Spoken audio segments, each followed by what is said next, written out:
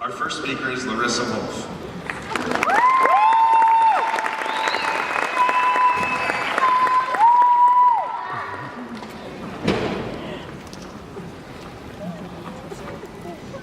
Well, we finally made it. Graduation. This commencement ceremony is all about our futures, but I want to help you remember our past. Today, people will tell you what to look forward to in the next chapter of your life, but for now I want you all to think back to the beginning. Kindergarten. It seems like it was just yesterday that we were learning about the 5 senses: sight, smell, touch, sound, and taste. And throughout these last 4 years, I'm sure we've all experienced our fair share of each. Sight is the faculty or power of seeing.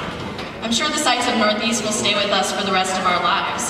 We've all gazed on glorious sunsets for generous amounts of time as we made the lengthy trek from the parking lot into the school each day.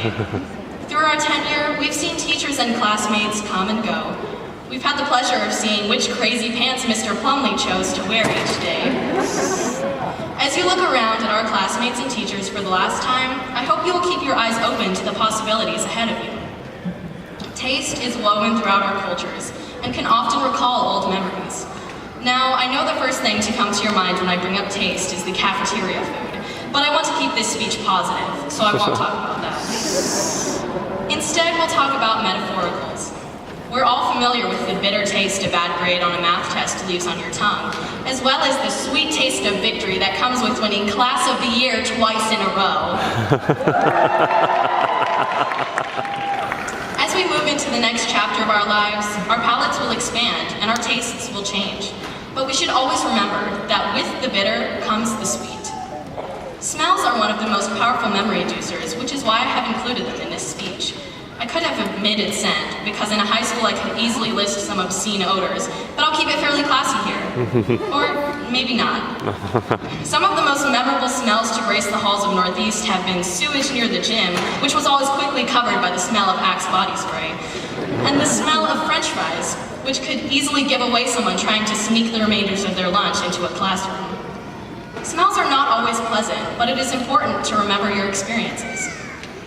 As in any high school, the halls of Northeast echo with a wide variety of sounds. If you stroll down D Hall, you may hear the orchestra or band rehearsing. And if you walk through pretty much any hall downstairs, you may hear Mr. Van Osdell lecturing his class.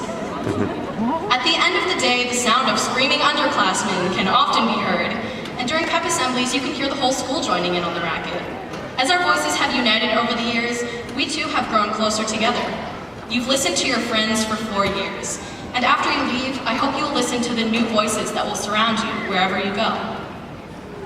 Touch is one of the most personal sensations on this list.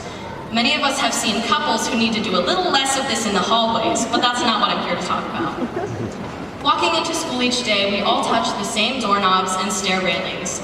Each morning, many of us touch Mr. Francis's hand as he gives us a welcoming handshake. We have all touched each other's lives in more ways than we can imagine, and that is something I hope we all remember. We have all gone through our personal struggles in these 4 long years, but we have survived. I want to leave you with these 5 things.